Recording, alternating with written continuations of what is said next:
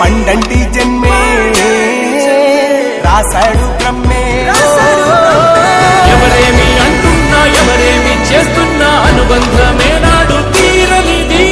నేనున్న ఈ రోజు నేలేని ఆ రోజు అనురాగం అనురాగం తీయనిది. మా గుండెల గుడిలోన కొలువున్నది నీవేలే. నీ కన్నుల నిదురించే కలలన్నీ మాకేలే.